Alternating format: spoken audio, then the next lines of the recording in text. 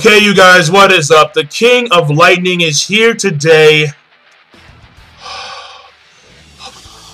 The King of Lightning. Oh my god, people. Fuck it, alright? Btooom Episode 2 Review. Big man chill. Wow. Big man chill. I mean, it was like, bro, take it down a few pegs. This guy. I mean, let me just talk about this one scene, and then I'll get started, because this shit was crazy, alright? Actually, no. Before I get started with that, look in the description down below for the episode link to this week's episode of Btooom. Big man. After Himiko had stun gunned him and run away and found a place to hide, this guy, using the radar, found her on some Rambo shit. I mean, on some fucking Rambo shit. Sylvester Stallone in the making right here. This motherfucker hunted her out with the radar, tackled her. She reaches in her dress, pulls out the stun gun, smacks that shit away, quick as fuck, bam, and then begins to rape her. And I'm like I was shocked. I was fucking shocked. I mean, I knew that this show was mature audience only, but Jesus Christ, I didn't know we were going this route. I had no idea. Himiko's backstory is sad as fuck. It's like, geez. And she was the smart one. Like that made me mad. I mean, I can understand why her friends disdain her for that shit, but still, it made me mad. Because it was like, seriously? Because they decide, oh yeah, it's gonna be a smart idea to go into some random house with these Japanese rock guys, and then not expect to get fucked in the ass. But lo and behold, she runs away on some smart shit, calls the police on some even smarter shit. Actually, no, that makes sense. It's not even smart, it's common sense. She runs out, and then she calls the police, and then her best friend's like, I hate you. I hate you. I hate you. I hate you. I'm like, are you serious? What? She just saved you. Well, not really saved her, but I mean, these guys would have done a lot worse had the police not came in there and arrested their asses. No shit. No shit. But you know what? I can understand why they're distasteful with Himiko, but still, fuck that. Fuck that. Alright? She was smart. She was smart. Alright?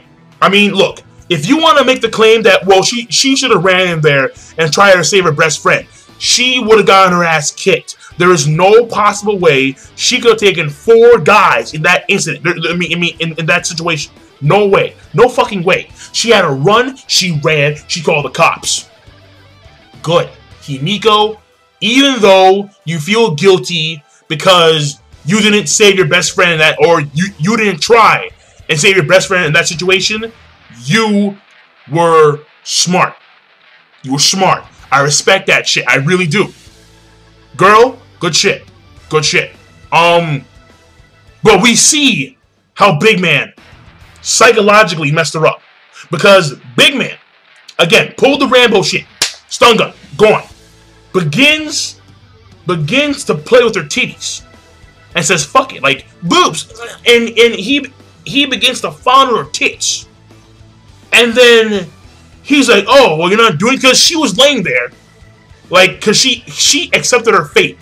She believed that what was happening right now was punishment for not saving her friends from their rape. And so she believed that it was her destiny to get raped. Which is crazy shit by itself. But then, the big guy's like, oh, well, you're not going to do anything? Opts to take off his pants. I was like, oh, hold on. We're not going this route. Like, I was like, what the? Like this shocked me. I was like, what the? We're going this route? In the middle of some random deserted island with guys who have pockets of bombs ready to blow you up? We're going this route? Rape? Episode 2? I mean, wow. Wow. And then she was going to kill herself. And this is where we see the psychological. Now we see why and let me tell you why Sakamoto came in the worst time. Because we see the psychological effect of this situation. she was gonna kill herself. That's number one. Actually, no. Number one is that she felt that it was her destiny to get raped. That's number one. Number two is that she was gonna kill herself and this big dude. That's number two. Number three is that he runs away. He kills her. She kills him. That's the first time she ever killed anybody. So there's three situations in this case. She felt that it was her destiny to get raped. She was going to kill herself, and then she kills someone. Yo, that is going to psychologically mess someone up, especially if they're not on that level of maturity where they can handle this kind of shit. And I'm sorry, a high school girl is not going to be able to handle that kind of situation, especially in repeated sequence. Yo. And then we see that now she feels that all men on this island are scum. They are scum. And then here comes Sugata. And I'm like, bro, worst timing ever. Worst timing ever. Because now this girl, she is gung-ho. She is going to kill you. He has to run. I mean, Sugata may have a way of talking her out of this shit, but from what I know, from what I've seen, just talking to a girl who almost got raped is not exactly going to be easy. I mean, to say the least, easy. No. I mean, most of the time, it takes women years to forget about a traumatic experience like that. If not ever, they forget about it.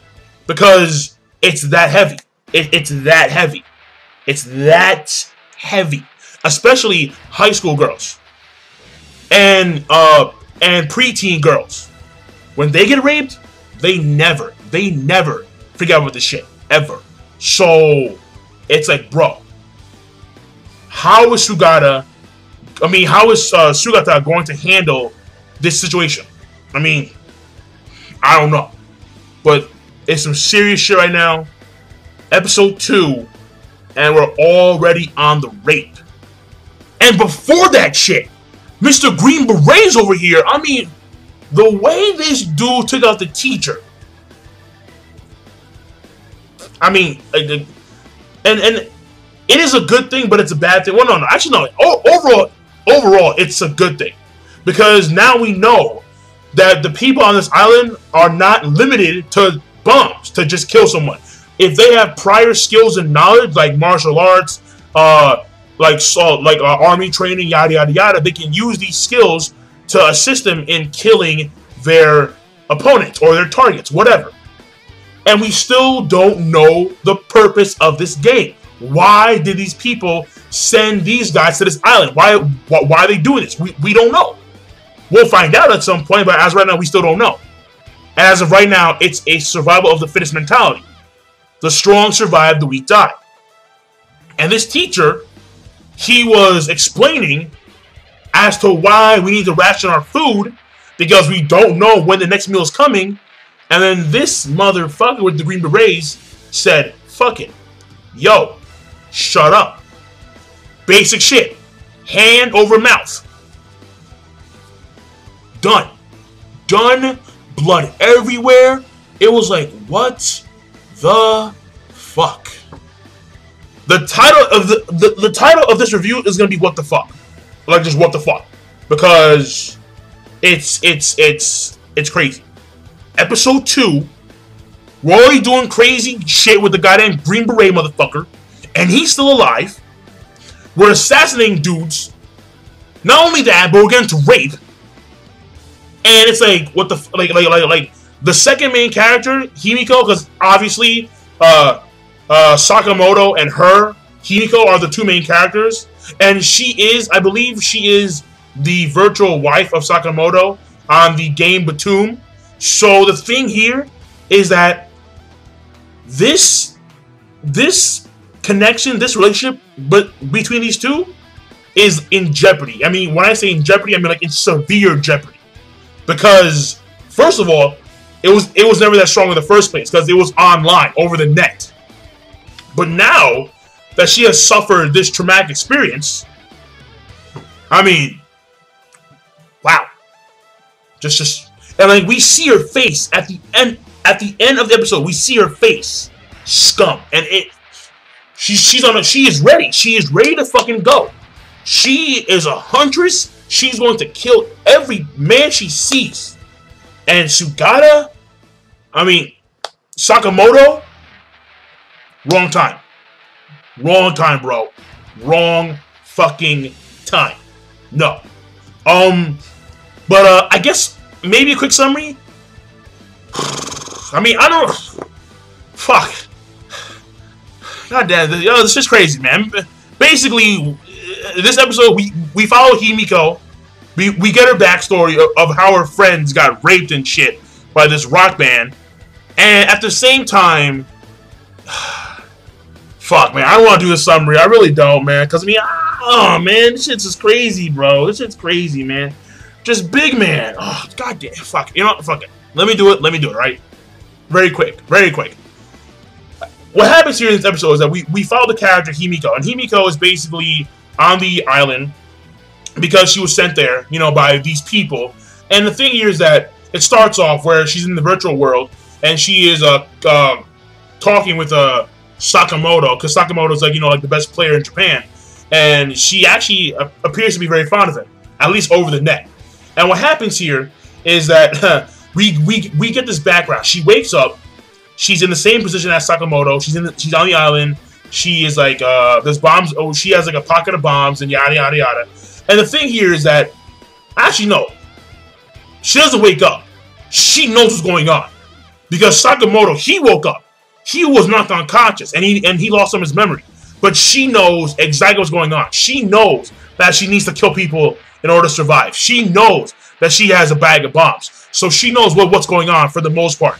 She actually falls asleep on the beach, wakes up, these three dudes are around her, some teacher, this green beret motherfucker, and then Big Dude.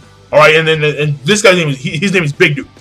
And what happens here is that we follow them for the course of, like, you know, a period of time. We see the green beret guy and the teacher. And what's happening here is that we're seeing them argue against each other. And the big guy, at this point, seems to be the voice of reason. Well, him and the teacher. These two are the voice of reason.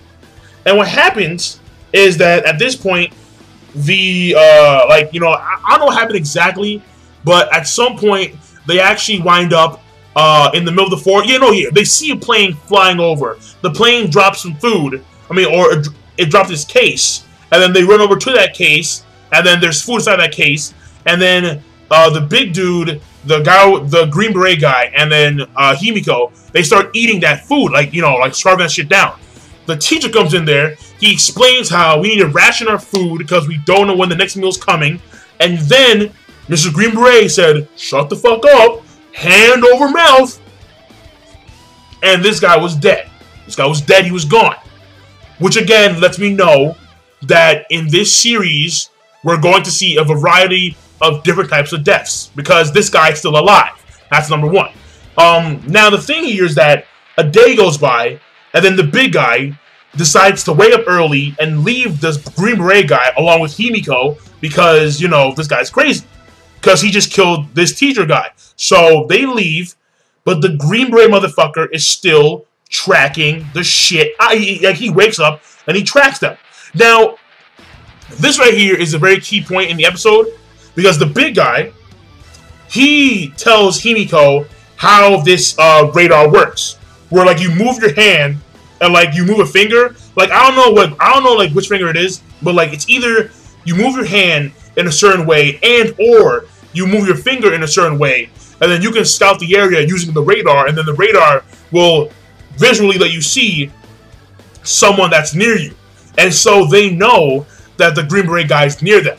And at some point, they get across a bridge and shit, and then what happens is that the Green Beret guy tracks them down, and this big guy cuts him off by throwing these weird type, and these bombs, well, I don't know what they are, but what happens here is that anything in contact, because this bomb explodes, and then all this smoke starts going across the area, and anything living in contact of the smoke dies.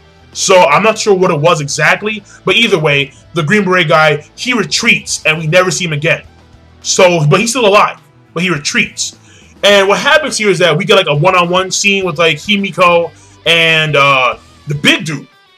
The big dude starts sweating and shit. You know, he starts, and all this shit. At some point, he starts to lose it and starts, because like she's like, "Why you still hold my hand?" And then he starts going on like a tangent about, how like he's fat and sweaty. He gets no pussy, basically. Basically, and she stuns his ass. She runs away. And then this is when like the major portion of the flashback occurs, where like we see Himiko, and she's with her friends, and at this point in time, her friends decide to go with this rock band to like chill and hang out at their house. She goes to her mom's house to get something, comes back to the rock band guy's house, and she sees her friends on the ground, beaten up. Their clothes are off and shit, so they got raped. Pretty much they got raped. It's strongly hinted that they got raped. And then she understands what's going on completely. She bails. She fucking bails. The guy is trying to stop her. She punches the shit out of this dude. She runs the fuck out. But not before seeing her best friend in a room by herself, getting like raped by this one big guy. I'm assuming a big guy, because this guy dragged her across the fucking goddamn ground. And she sees, her best friend sees Himiko. And she's like, "Help me. Please. Help me." And Himiko runs out of the fucking room and calls the police. Smart shit. Even though her friends, at this point in time, her friends, they leave like Japan or like they move to like somewhere else. And her best friend, before moving, she goes to Himiko and is like, "You're the worst friend ever. You're a horrible person. I never want to see you again. Fuck you." And then like she leaves. And the thing here is like I said before and I say it again. Himiko, in my opinion, very smart. There's no way she could have done anything in that situation. If she had stayed there and tried to help her best friend, she would have gotten her ass beat. Beat bad. And then she herself would have gotten raped as well. So, smart. What happens here is that at this point in time, and yeah, no, she does feel guilty, but again, it was the smart move, in my opinion. And then what happens here is that she's hiding in the corner. Big man, stealthy, pulls the fucking Rambo, almost rapes her, and again, the three things: she is destined to be raped, in her opinion. She is gonna commit suicide. Then she kills someone. She kills the big guy because he runs away. And then we see her change from a psychological standpoint. Now all men are scum. She's ready to kill all these guys on the island. She's a huntress. She's gonna go in and bam, Sakamoto. Worst timing ever. And that there is the end of this week's episode of Btooom. This shit is good. I mean, out of all the seasonal anime thus far, Btooom, whoa, yeah. So, once again, this is episode of Btooom, a great episode of Btooom, and I'm signing out. Be sure to rate, comment, and subscribe as always. Peace. Have a nice day.